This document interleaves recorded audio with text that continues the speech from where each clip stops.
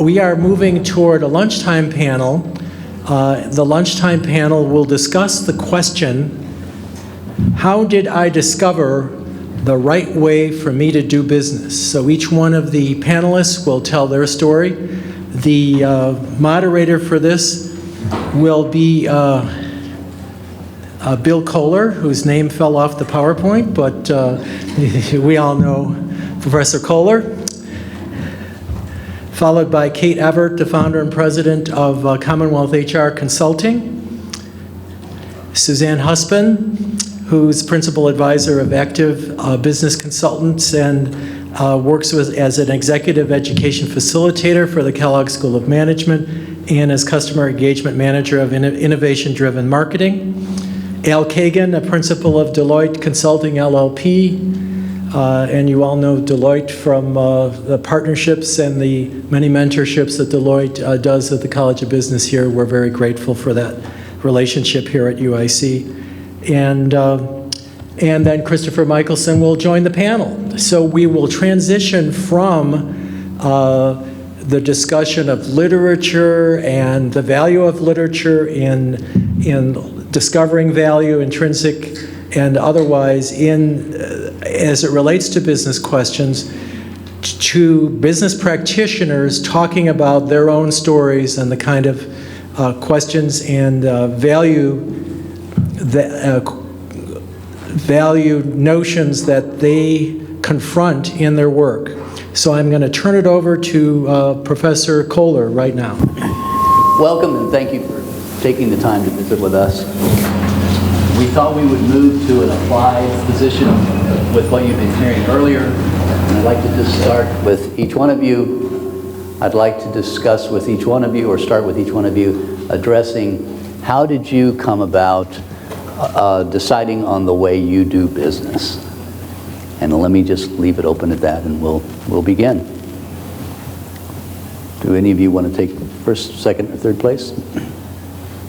Okay. Well, I'll answer that question specifically about when I started my own consulting firm, which was about 10 years ago.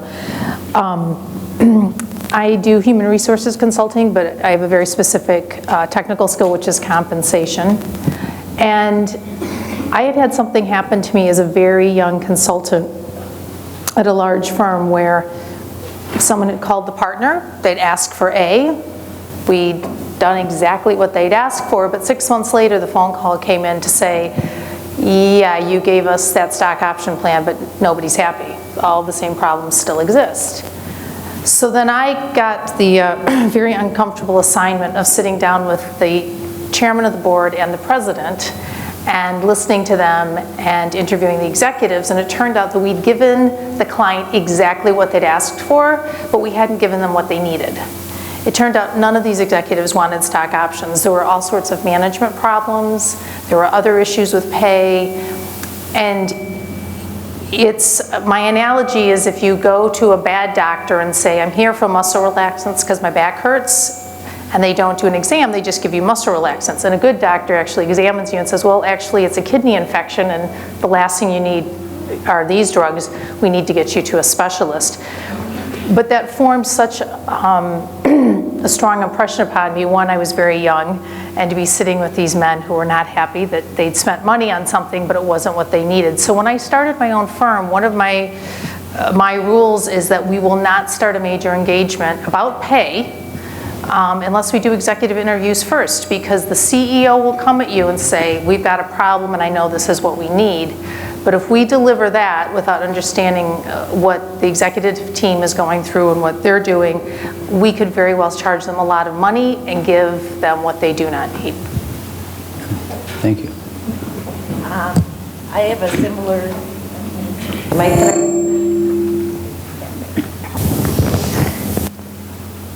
I have a similar role in that I've been a management consultant for the last 10 years.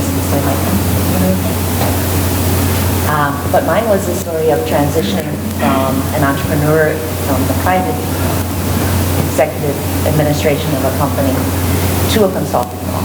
So to do that, I went to Kellogg School of Management to get some retooling and learn a little bit more about best practices. So that was where I kind of started creating the network and relationship and learning more about consulting.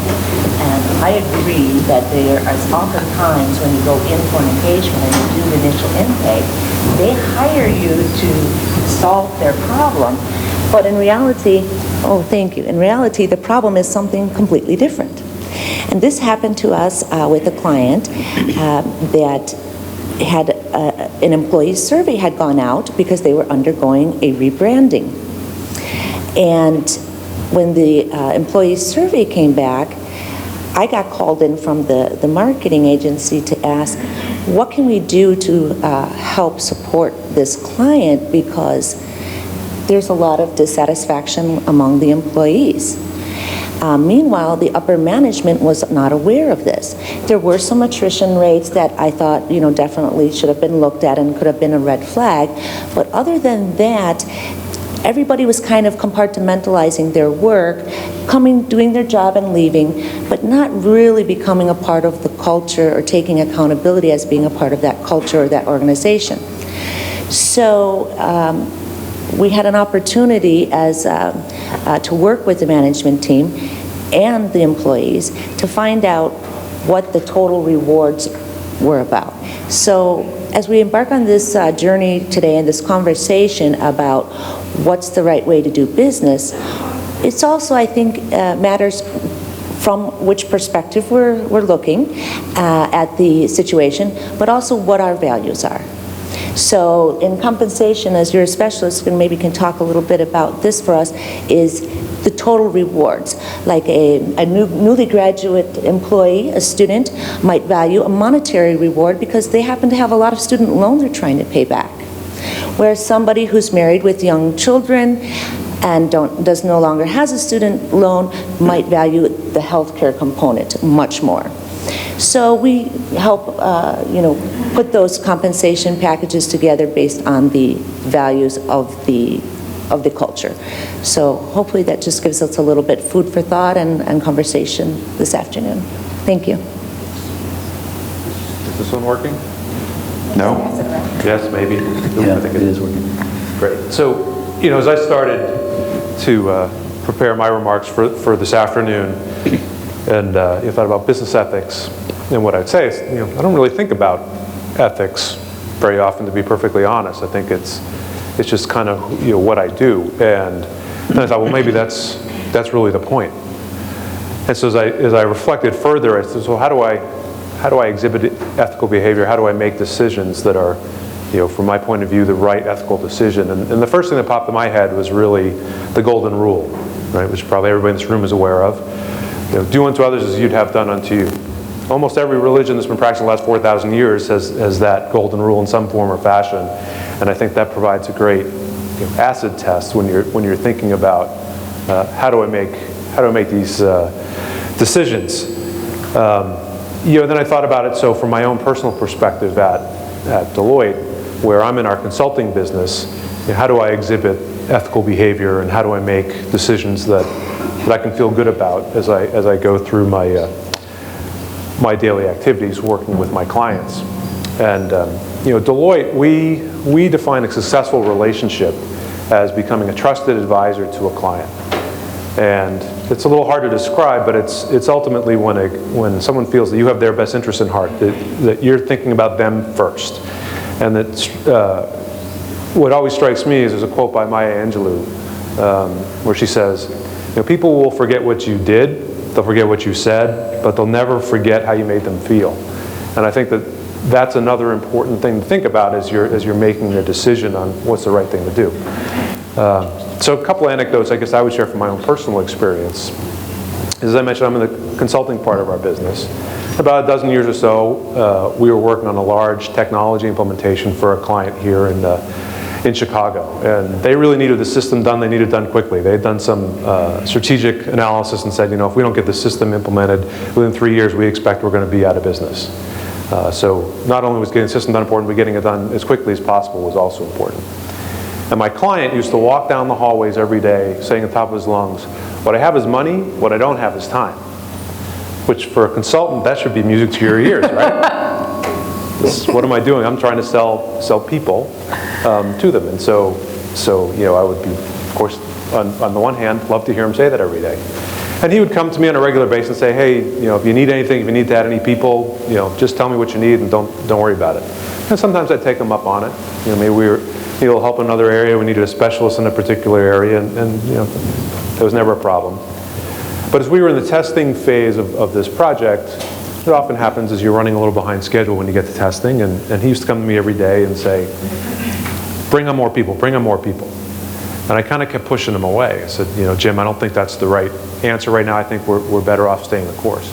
Well, one day he calls me into his office, and he's not asking at this point, he's now telling, he's demanding. He says, I want you to bring on more people. I don't care what it costs. We have to get this thing done.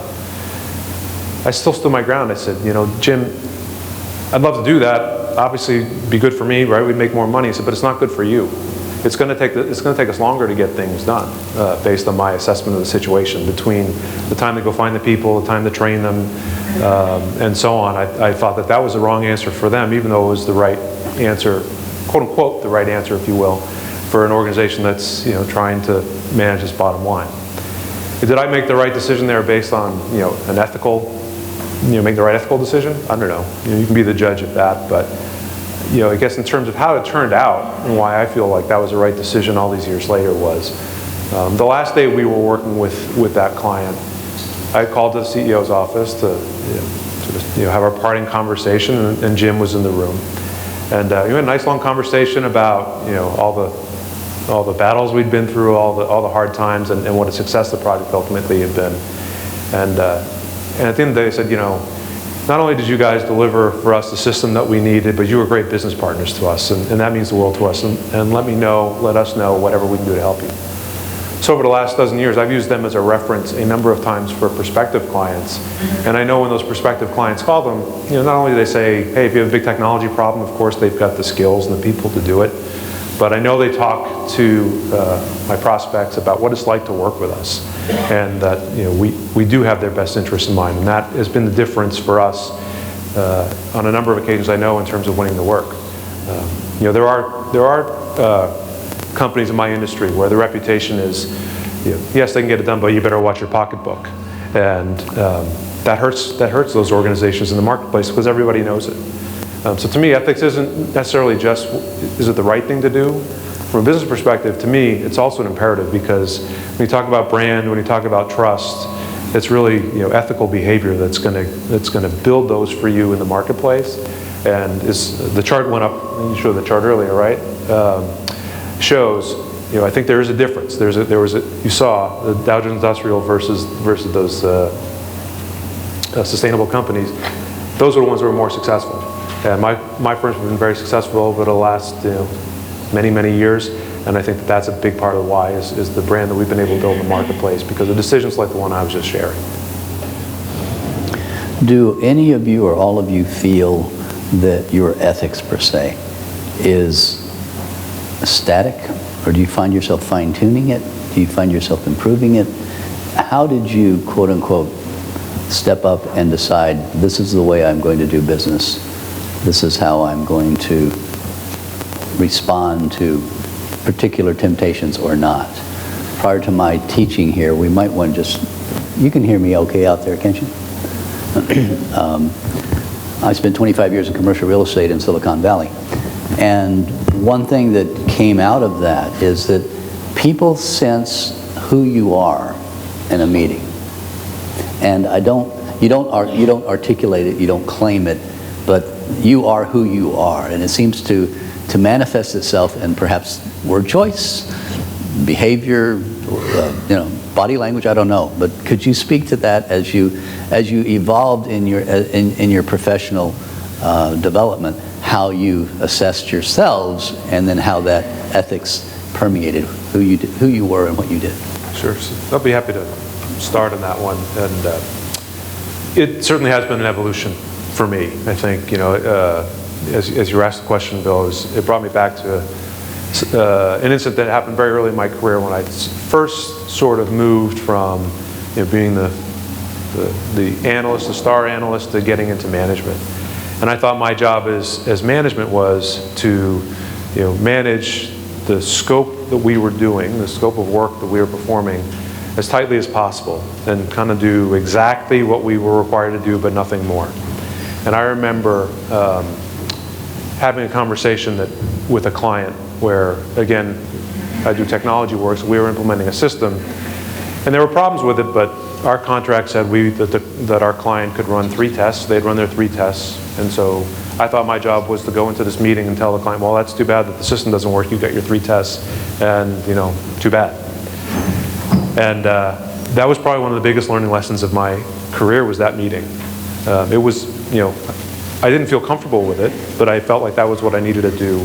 And boy, did my client let me have it. They absolutely ripped me left, right, and sideways, and frankly, they were right.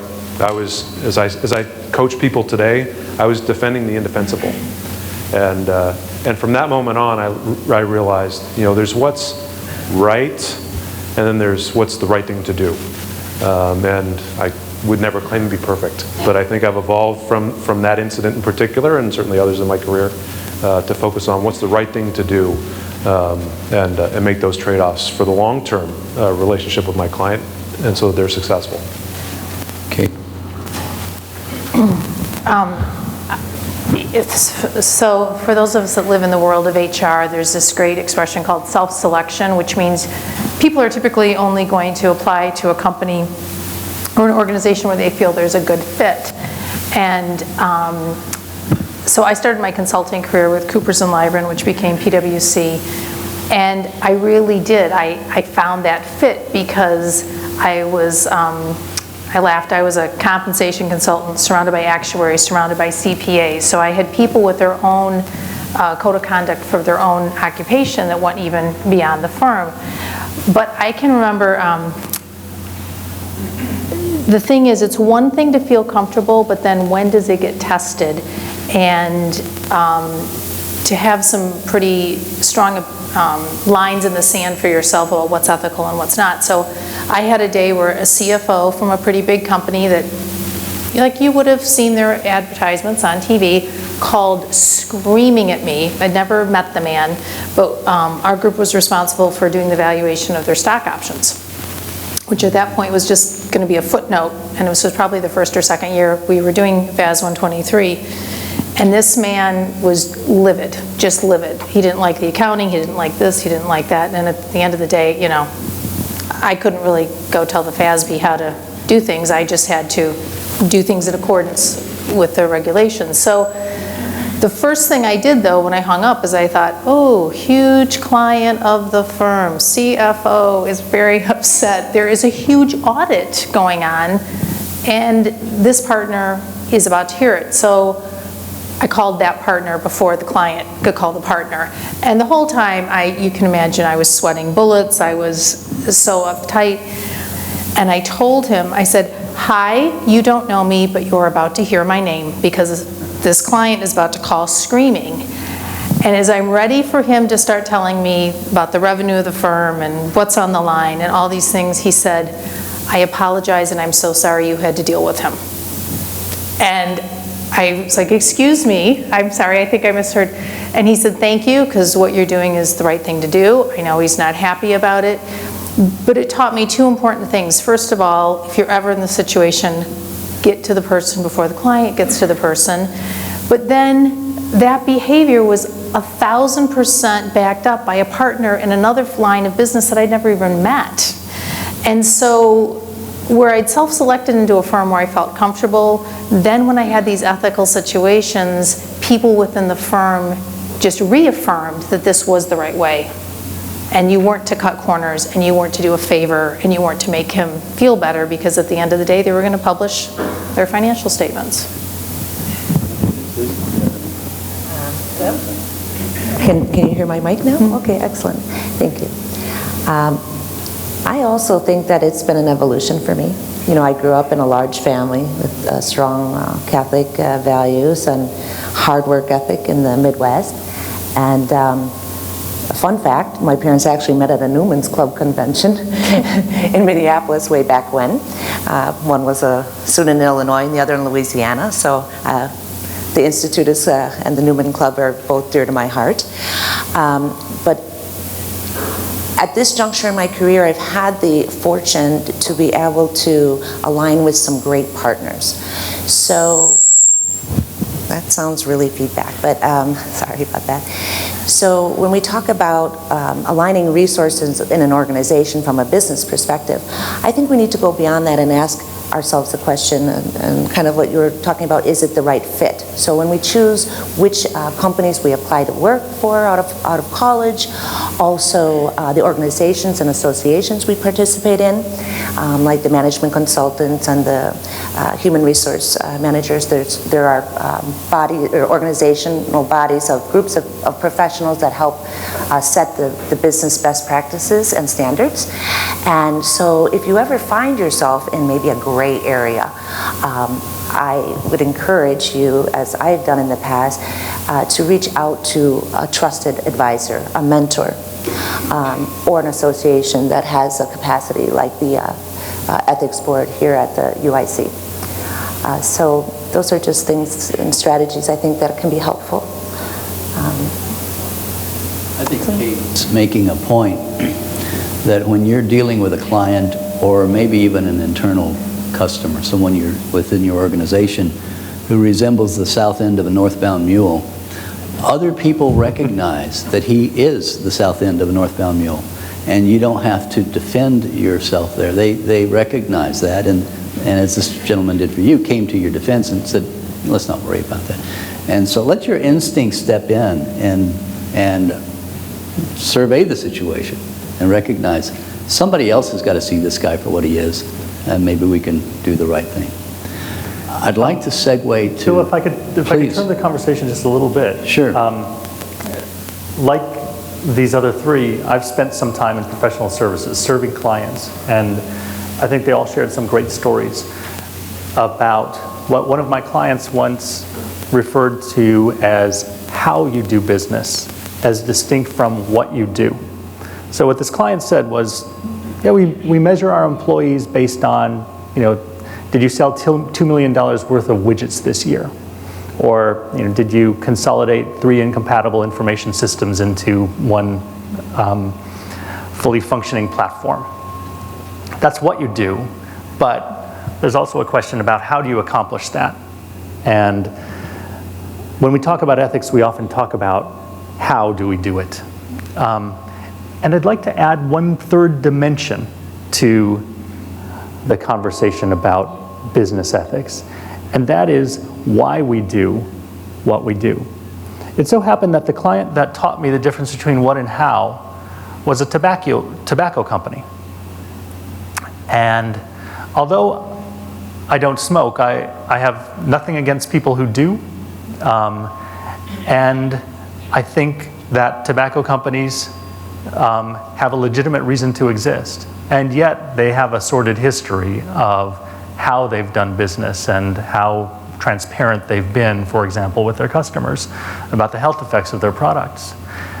And it occurred to me when this client was talking to me about this that another dimension of what we should be thinking about when we think about ethics is why we do what we do. What is our legitimate reason for existing?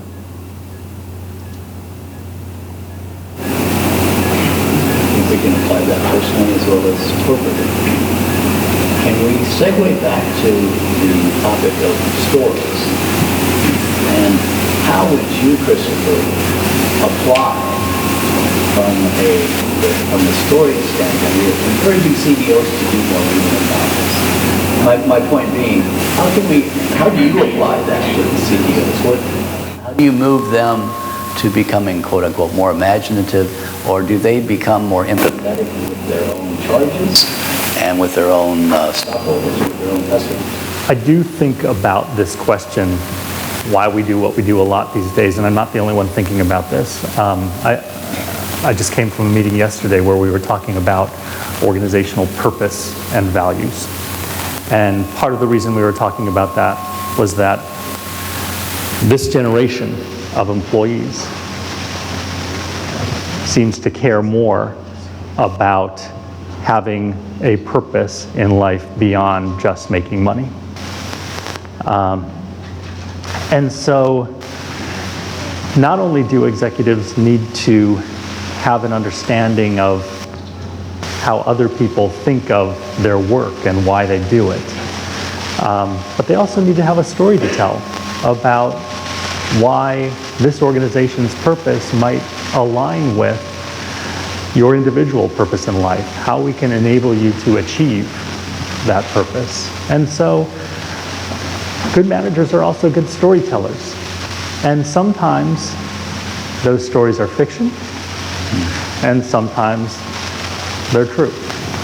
And the fictional ones that are just marketing messages, they'll probably come out in the wash and be discovered not to be genuine statements of purpose. But I do think that this issue of having a story about your purpose is really an important way to engage with your employees and frankly with your broader stakeholder public in today's world. I teach business communications, and one of the best ways you can gain the attention of your audience is by telling them a good story, and that the story ties in with the point you're attempting to make. So, would anyone in the audience like to address the panel and ask specific questions concerning ethics, storytelling and ethics, or any current or hypothetical situations you've run into? Let me turn the mic over to you. Hello, my name is Dexter. I actually have a question.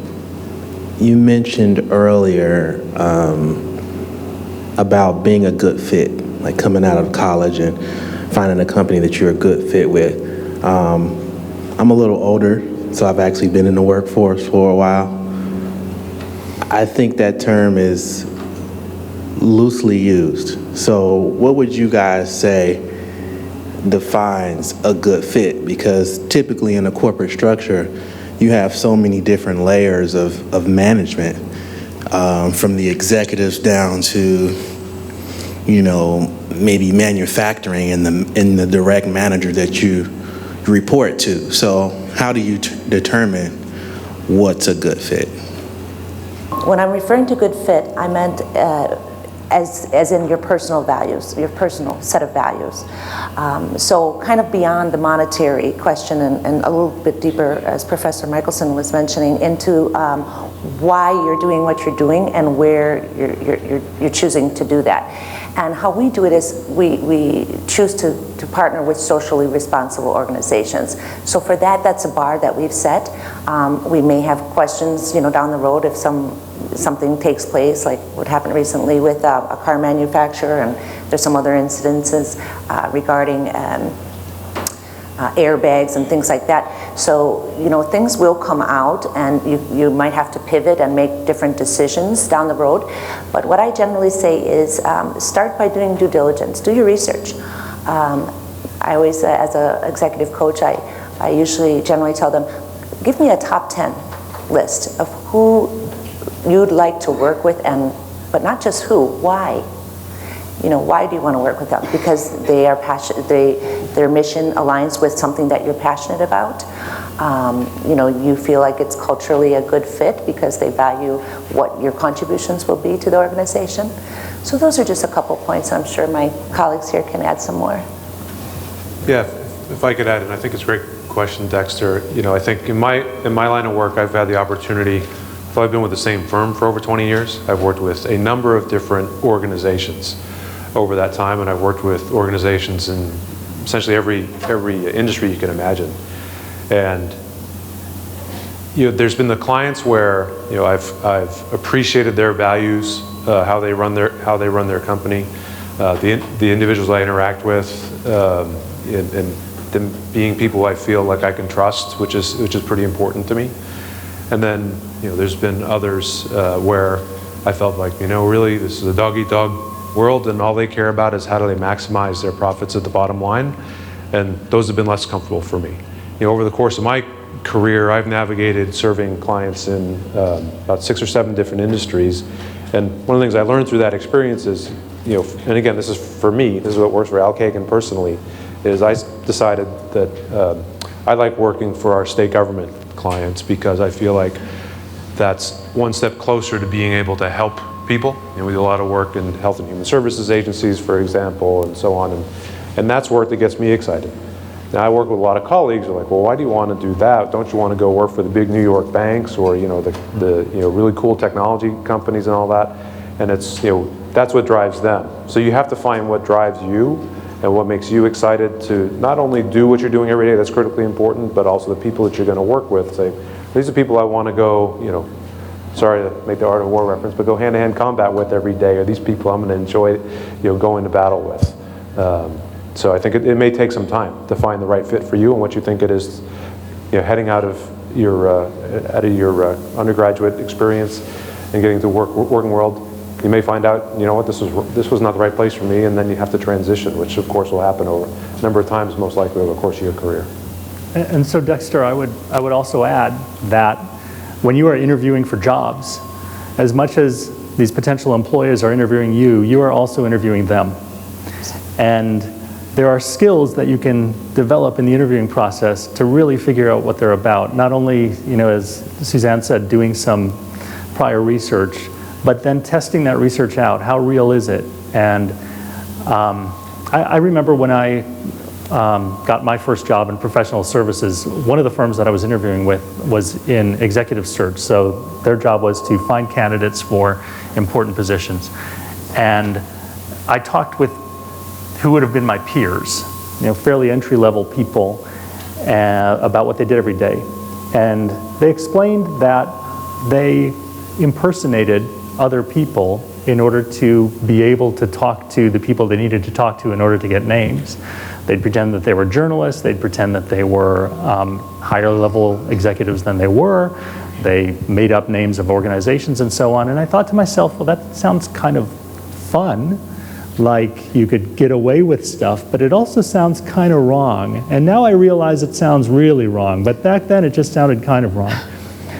But I realized it enough that I thought, well, this is probably not the long-term place for me.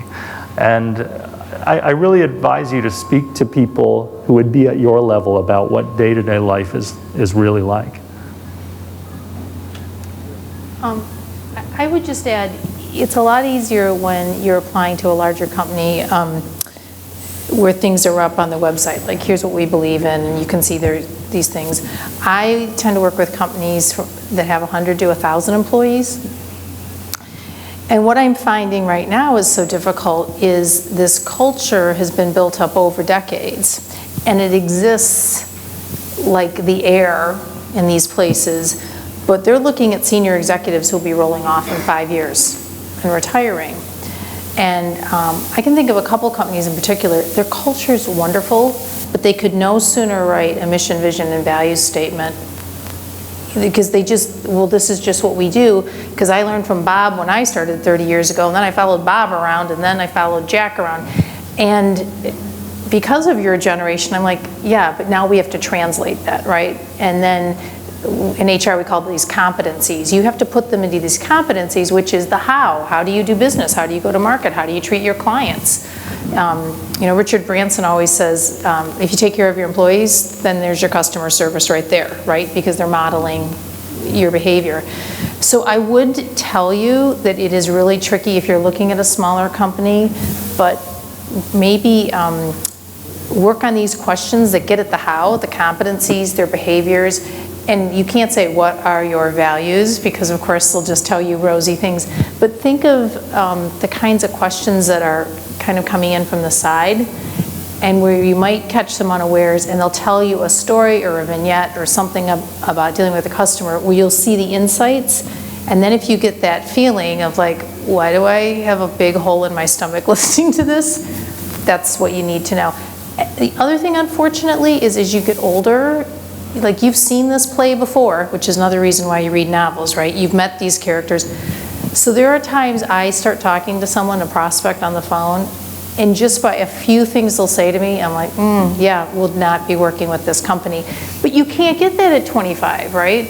It comes from getting your fingers burned and lots of war wounds. So I'm sorry you're gonna have to wait for some of that. Growth opportunities through challenges. I'd like to segue, question. an additional comment to gentleman Dexter's question. I think now is a critical time for you to be asking yourself some of these questions. I'm a lawyer, and we have a horrible problem in my profession of young lawyers 3 or 4 years out of law school who went to work for a bad company. And they hate their company, they hate being a lawyer, and they're not real happy with themselves as a human being. And you're investing a lot of time and a lot of money in your professional future.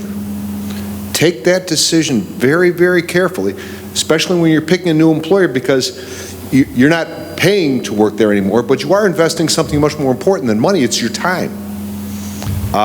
And shaping who you're going to be in 3 or 4 years. So I think the critical question is, who do you want to be in 3 or 4 years, and is this employer going to help you get there? Thank you. Yeah. Are there any other questions we'd like to address in the audience? On the heels of that last remark, what advice would you have for our folks, our students? They've gone to work, they get into a situation, and they realize it's not a good fit, or the ethics are counter to what they believe. Is this just the time to quit and move on? How do you build the back door? Do you start? I think when you get into a situation, you know it's not going to work, or it starts to decay, and you see that there's a hole in the bottom of the ship. What advice would you give our business students here in anticipating that, taking an inventory of themselves, and then trying to plan intelligently for their next move? You know, there was a point in my career early on when I wasn't told to, but it was suggested or implied that I was supposed to overbill a client. And that was a memorable situation and a difficult situation. And I think the easiest thing to do in the short term is to go along with what you're told to do by a superior. It's the easiest thing to do in the short term because there's no resistance, and you sort of rationalize to yourself that somebody more powerful than I am supported this. But it becomes the hardest thing to do over the long term because not only do you have your conscience to wrestle with, either you worry that you might be caught for what you did in the past, or you start to slide down a slippery slope and you start to accept all kinds of demands like that make you a different person than the person that you may be now. So the second easiest thing to do might be to quit. But of course, in a tight job market, quitting is not so easy because then you have to find another job, and it's always easier to find a job if you have a job. But it is an option.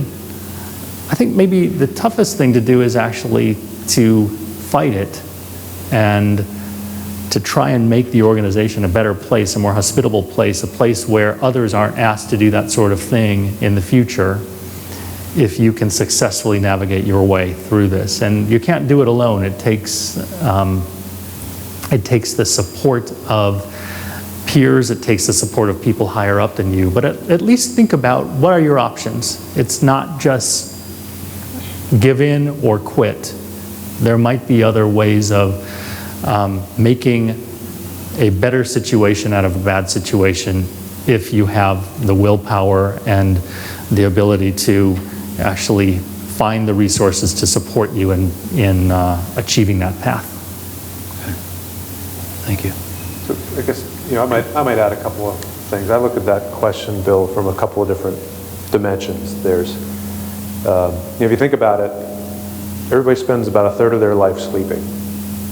So the remaining 2/3, you probably spend about 70% of that, 60-70% of that time at work. So I agree that you don't just run at the first signs of trouble. You have to persevere and see if you can work through things. at the end of the day, if you're miserable at work every day, as George, I think, just pointed out, too, it'll start to impact you personally, right? And I've had, over the course of my career, experiences that were weighing on me so heavily that I was a pretty miserable person at home, and would hear about it pretty regularly, and that would be sort of my clue to kick my tail into gear and make a change to the situation, whatever that might be.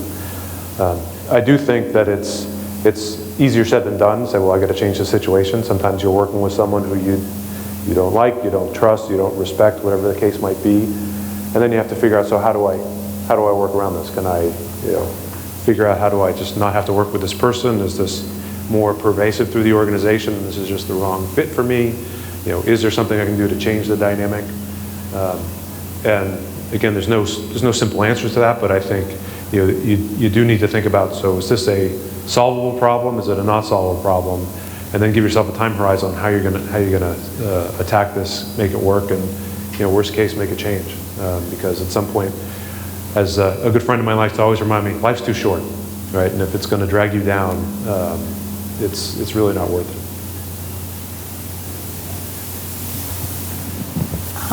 So everything everyone said is exactly right, and when you think about it, it does become an ethical hierarchy, right? So if you have a family and a mortgage, your first responsibility is to them, and therefore that's why quitting does not work. And I think the important thing is some of us get really lucky. Some of us get lucky and we have mentors really early on at the place where we go to work, and we have people we can talk to. We were discussing, Al and I, before, that both of the firms had ethics hotlines. So if you saw something that really disturbed you, you could call an 800 number in confidentiality. That's wonderful, but not a lot of smaller companies would have something like that. But I think what it speaks to is having like an outside group of mentors or counselors or people that you can call. And I had totally forgotten about this till we started discussing, but I had sexual harassment in like 1987 or 88. And it was so interesting because I polled 2 men I respected and 2 women. And the 2 women are like, oh, you just have to kind of, just let it roll off your back and don't let it bother you. And the 2 men said, absolutely not. You walk right back in there. So, that alone, I'm like, oh, I'm dealing with a man, and this is advice from 2 men, so you do that. So I would really say this is a really good time actually at school. Who are friends you really trust and respect? Whose opinions do you listen to? And carry some of those people with you throughout, your life, and they can be that, is it the lifeline to call and ask them? But, I really would go back to the literature thing, because part of the reason we read some of these stories is we have these universal characters, right? And so sometimes when you're trying to explain a situation or sort through it, when you can identify that character in literature, sometimes you can remember, oh yeah, and after they did this, they did this, they did this. So sometimes those are shortcuts for you to say, I've seen this play before, I know how this is going to end, and maybe you can cut out some of the pain and suffering a little earlier. And improve your luck, if you will. Improve your luck. Yeah. That is such good advice, Kate. And some people refer to that panel as their personal board of directors. Mm-hmm. And I would just add that in selecting this personal board of directors, make sure that you put people on it who don't always agree with you. Because if you're just getting people who just agree with you, then you don't need them. They won't do any good. People who challenge you are the best for that. Yeah, be open to critical feedback. A good mentor and coach will give you that always. I'm going to steal some of my own thunder. Later in the semester, I deliver a presentation on surrounding yourself with a circle of support. I was in commercial real estate, but I didn't know law. I didn't know construction. I didn't know architecture. I didn't know insurance. So every month, I'd take a lawyer to lunch or an insurance broker to lunch, and I educated myself on each of these disciplines from the professionals of others. So it would play along your line, Kate, of I've heard that you are the average of your 5 closest friends, and who do you surround yourself with, and who are you working with? That will rub off on you, and you'll start to think and act and be those people, hence improving your own luck, if you will. My father always said people invest in people. People do not invest in things. And I think that's part of the the undercurrent of this symposium today is, who are the people that you're investing with? And one of them is you. How are you building your own stock through ethical behavior? Are there some other questions that you would like to address? Please.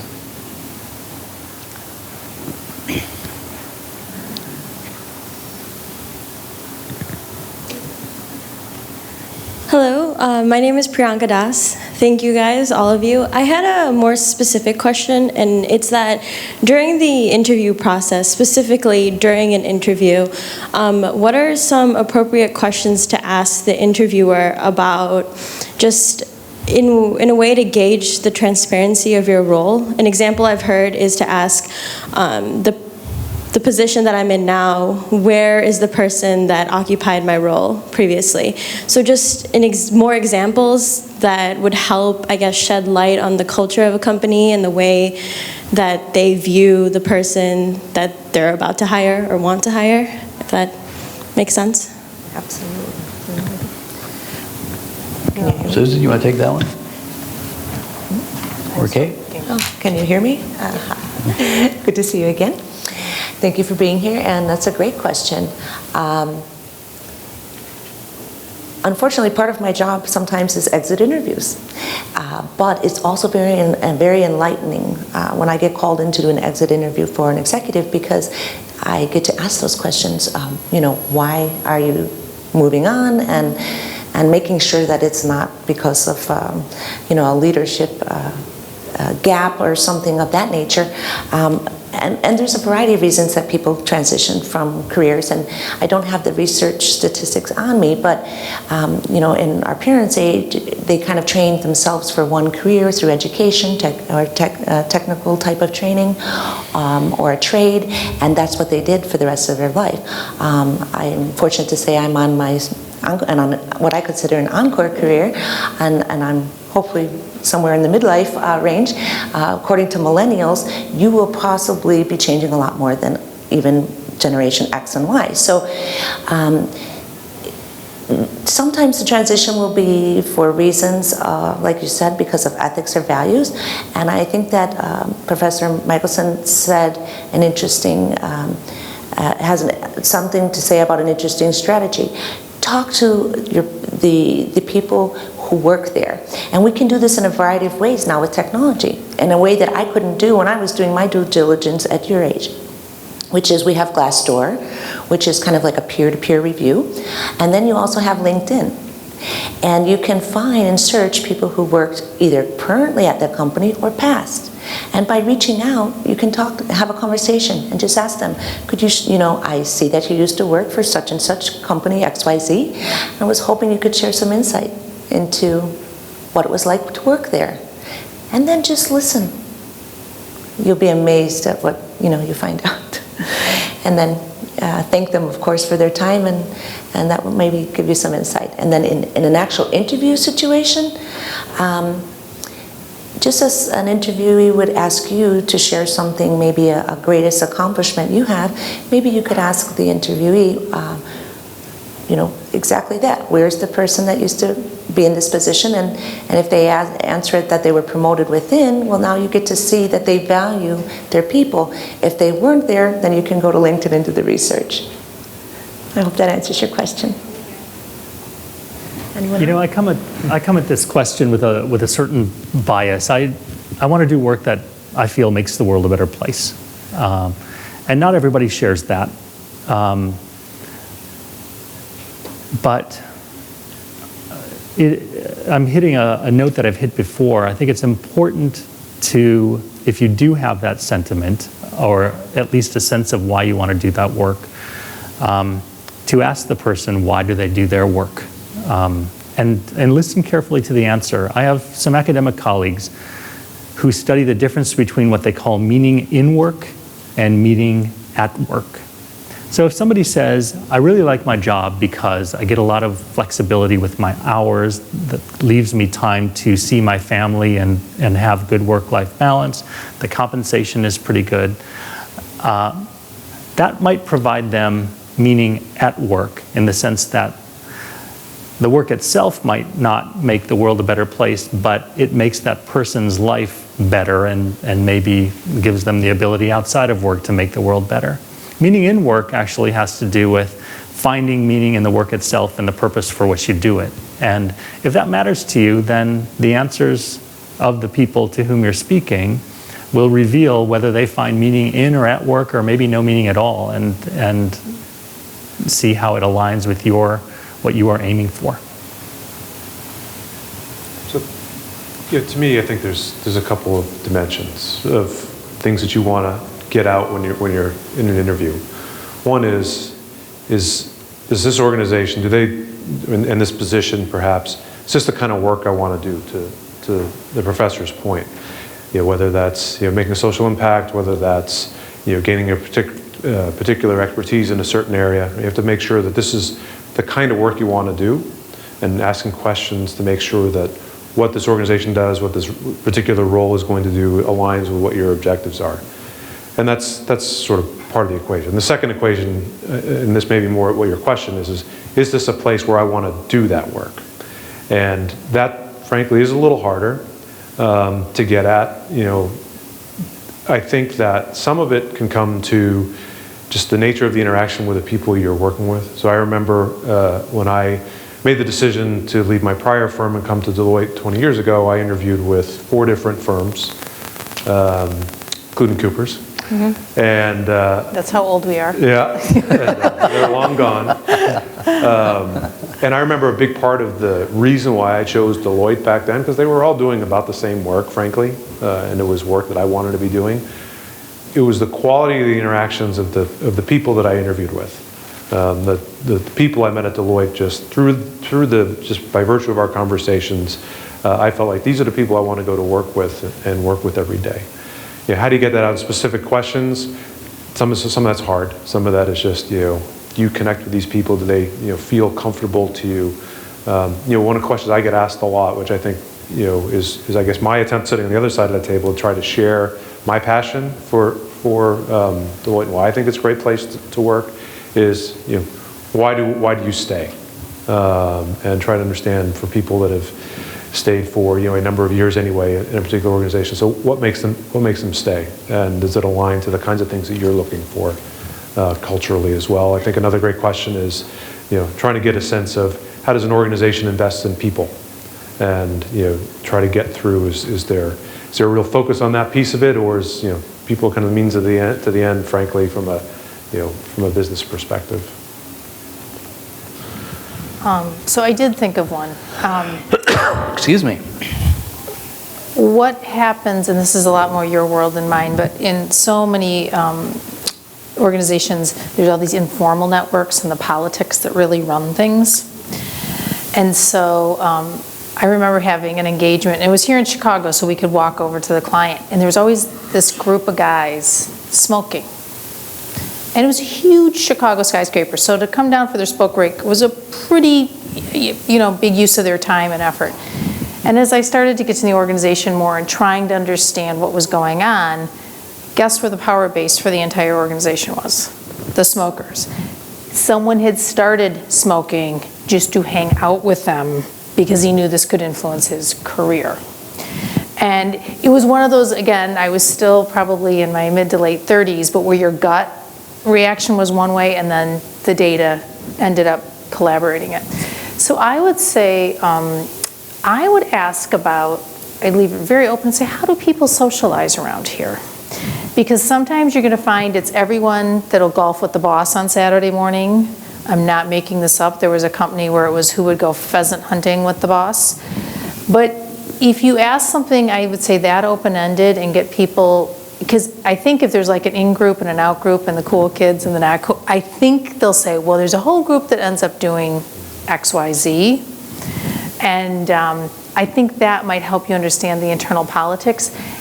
And I think when ethical dilemmas come along, 9 times out of 10, it's because of some political undercurrents you're not even aware of, like overbilling or whatever it is. And until you know where the minefields are, you don't even know that it's there. So I guess that would be a way. During lunch, I got a chance to talk to, I don't see him now, but his name was Roy. And there seems to be, when you're successful or people that are considered genius, it tends to breed a lack of ethics and negligence sometimes when it comes to family. I know I've read of, I used to want to be an architect, so like Frank Lloyd Wright, even I think I read something about Steve Jobs. Sometimes their children or wives have said like there's a little bit of negligence because of their work and their success. What role do you feel that plays, what role does family, play in your business and your success? Do you think it's important? And what advice would you give to students like myself? Sure. Thanks. Another great question, and definitely one that's near and dear to myself. And it's, again, from some of the mistakes that I made. So I have 3 children. They're now a sophomore in college, junior in high school, and an 8th grader. When I first started out in my career, consulting, as you may or may not know, requires you to travel a lot. And I thought, somewhat to your point, that to be successful, I was going to be gone Monday through Friday, and that's just the way it was. And if I wanted to build this career, that was it. And as I reflected back, as I got older and started to reflect back, I made a lot of mistakes. I will never get back the opportunity to go to the first prenatal appointment with my wife and hear our daughter's heartbeat for the first time with our first child. But I didn't think I could do that back then. And that was something with youth. I think sometimes you don't have the confidence to raise your hand as you're trying to climb the corporate ladder, as it were, and say, there's a balance here. I would also say the world's changed a lot in the last 20 years, and there's a lot more understanding and recognition of work-life balance. We talk about work-life balance all the time in my organization and figure out, what can we do to make things better. It is important for you when you're starting out to set boundaries. And again, you need to figure out the boundaries that I need to set for myself. Do they work with this organization? But you do have to figure out how to prioritize. So, for example, I make it a point. I wish I could go to every one of my kids' sporting events or plays or whatever. But I make sure every year that I pick a few. I say, it's a Wednesday. I'm going to be out of town. I'm just going to tell my client, guess what? I'm flying back early this week because I have to go to my kid's soccer game, and I'll be on conference calls instead of in the meetings and so on. Again, you have to figure out what works for you. There will always be sacrifices. We talk about as work-life balance because that means the balance. But a balance means this. It doesn't mean it's always this or always that. So I think figuring out what will work for you, challenging yourself, make sure you don't let it get too far out of whack. I think weighing towards work, especially early in your career, is a common trap. But having those conversations with your manager, your supervisor, or whatever, about what's important to you, I think is important. And with your family. Yes, and with your family. That's helpful. I feel like I'm sometimes the luckiest person in the world. I have feet in academia and in practice, and it's been this way for about 14 years. When I haven't talked about my affiliation with PwC, a peer company of Deloitte. I was going to say competitor, that sounded wrong.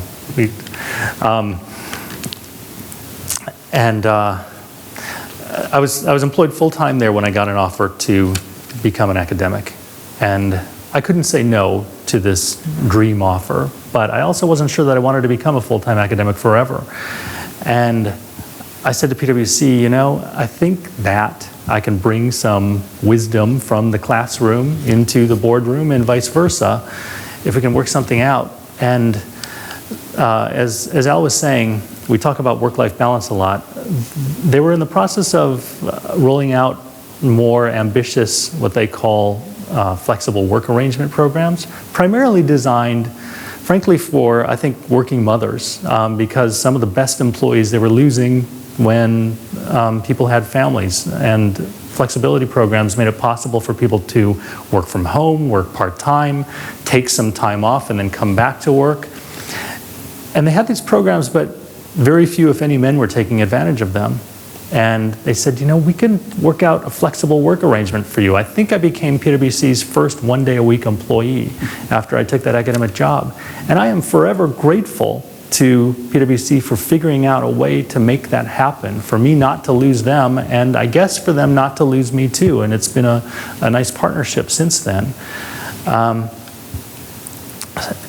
So that also enabled me to, on an academic schedule, figure out, most academics say, you know, we work 80 hours a week. We just get to choose which 80 hours a week that we work. You know, we don't necessarily have to be in the office from 8 a.m. to 6 p.m., but we do have to get our work done. When my son was young, my first son,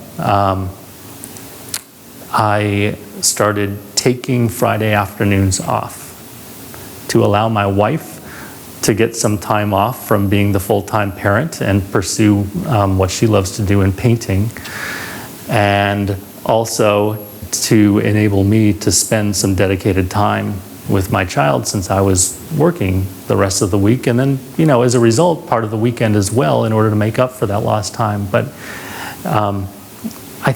I think that there are some jobs where it's just not possible to have both work and life, or there are certain times in certain jobs where it's just not possible. People have said to me, you know, I've just had to share with my family, I'm not going to see them for the next year because we're building this business. And if it's that important to build the business, then that's a choice that they have to make in consultation, as Al said, with their family and so on.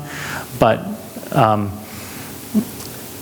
I think most jobs, it's possible to figure out a way to get the work done and to also have a life outside of it. I already said that I think you need to check with the family because, right. you know, I think that's important. How you define your family, you know, if you decide it's going to be a joint work schedule or what, you know, some live to work, some work to live. You know, hopefully we're here to let you know that, you know, you can find a balance. You know, I have 2 children and it mean the world to me, and I don't have to travel Monday through Friday because I don't work for a big firm. I work for a smaller boutique firm. So I'm able to do what I love to do, and I think I also get to maybe see the impact because they're maybe smaller companies, and maybe the engagement time is less, and I get to see the implementation and then the results of my work. And for me, that's a motivator in itself, beyond just, you know, earning a living. So making a positive difference has always been important to me. So back to the meaningful work idea. So, you know, what do you love to do, and who do you want to work with, and making sure that it is your time and you're investing of yourself. But also to remember that, you know, you're also empowered because you are part of that culture. And so maybe sometimes, yes, it may end up needing to, you know, completely make a transition from a company if it's not a good fit. But other than that, you know, you're a part of the culture, and be accountable for your own decisions and lead by example. And then support your peers as a network, and acknowledge when they do make the right, positive, ethical decisions. And like you said, you can count on building that support within an organization to make sure that when you maybe have a question or come across a client that is not behaving ethically, that you have the support within your organization to back you up and definitely do what is the right thing to do. You know, So I'd say number 1, pick the right spouse. Absolutely. Because then you want to actually be at home. Done. Be at home. My husband worked for someone who appeared to always be working and just worked so hard. And finally, one night, it just dawned on him, he didn't like his wife. And so my husband's attitude was, well, I'm not going to not have dinner with my family because you married the wrong person. I'm going home for dinner. And so sometimes these people, though, in office politics, they become the heroes, right? Because they're there so long. Well, the only reason they're there so long is they don't want to go home. But there was a woman who balanced twins and then another baby when I was at Cooper's, and they ended up making her the partner in charge of diversity.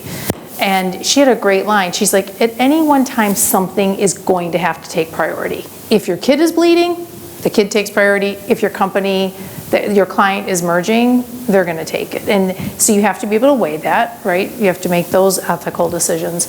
But I think that the other thing I'll throw out there is for the men have to be the ones pushing too. So when I joined Cooper's, one of the stories was there was a guy that, here he was a tax expert but wanted to go to seminary, which seemed a little incongruous. But the firm said, okay, but you're still a great tax expert. So he worked 2 days a week, went to seminary, and then when he was done with seminary, he got a counseling job, and the firm's like, but we still like your tax expertise. So that was 1994 when this story was out there, but the point was it wasn't just a mom with a work-life balance issue, right? So for instance, I had a single colleague who sailed on Wednesday nights, and because I was the mom with 2 kids, I did everything in my power to make sure that Wednesday nights she got out of there, because the single people then feel completely dumped upon, right? That their lives don't matter, their friends don't matter, any of those things. So like everyone has some responsibility here. The men have to take the flexibility, so it's not just a woman thing. The working mothers who get a little extra have to totally stand up for their single colleagues who will be the ones dumped upon. And so if you're all respecting whatever everyone's work-life balance needs are and not saying, well, unless you have young children at home, you know, it doesn't count, that's part of the way that it works. And this other woman too, the woman who ended up becoming the partner in charge of diversity, she said, I took all this guilt on about not being around. And she said, and one night, she ended up flying more when she was the partner in charge of diversity than she'd ever had to travel before. But her kids saw a plane and just said, oh, good night, Mom. And she said there was no value statement to that. The kids weren't upset. The kids weren't trying to guilt her when they said it to this caregiver. And she said, but I walked around with all this guilt, assuming I was a bad mom. So this is the other thing too. Sometimes kids, there's other benefits to having parents at work. You can use the miles to take them somewhere, right? And you can do other things. I'll tell you too, when I traveled a ton when our daughter was 3 and our son was an infant, I used those miles and I took my husband away for a long weekend. So, you know, it's always finding that balance of good and bad. And if just because you grew up one way, I would say do not assume that if you do something different from that, that your kids are somehow harmed. Or one of the partners at the firm told me, happy mom, happy kids. You do what makes you. Yeah. Kate, I have to tie one of your examples back to stories. Okay. The guy who didn't like to go home to his wife. There's a book about that. Okay. It's by Leo Tolstoy, the author of War and Peace, Anna Karenina, and The Death of Ivan Ilyich, one of his greatest short novels. And Ivan Ilyich doesn't want to go home to his family. No surprise, he dies at the end of the book. He actually dies at the beginning of the book and then again at the end of the book. That's why it's called The Death of Ivan Ilyich. But he works for all the wrong reasons, because he wants that 5,000 ruble a month job, because he's trying to escape from his family, because he wants social status. And as he dies, as he's on his deathbed, I don't read Russian, but all the English translations I've seen say that he figures out that it was all not right. And that's a very important order in which those words are. It wasn't just that it was not all right, it was all not right, the way he lived, and he discovers that just in time. Yeah. Kate, Susan, Al, Christopher, we want to thank you for giving up your time and your expertise and your experience for us. I want to thank you on behalf of the Integritas Institute and of course the University of Illinois at Chicago, and personally for sacrificing the time to give us your insight. And may I encourage those of you who are still here to procure a business card from each of these lovely people and write them a thank you note and follow up and develop a relationship with them, because this is the gold that comes with education. When you have an opportunity to meet people like these, and foster a relationship with them. I'm being presumptuous, but do that. And I want to thank you for staying and for coming, and I will turn it back over to Al. And thank you, Bill. And we're as we roll the credits, we did send we set aside the last half hour so you could network with our panel. So the panel will wait into the audience. Please, the folks in the back, you've stayed the whole time. Come and shake hands, and meet our panel. Ask some questions. I'll leave you with this thought. St. Thomas Aquinas said, one of the marks of prudence is to seek counsel, to ask for advice. And that's what your borrowed board of directors, your own personal board of directors was giving you today. So you may not have this an opportunity like this where you have this kind of wisdom and expertise. So please make use of it this afternoon. Thank you.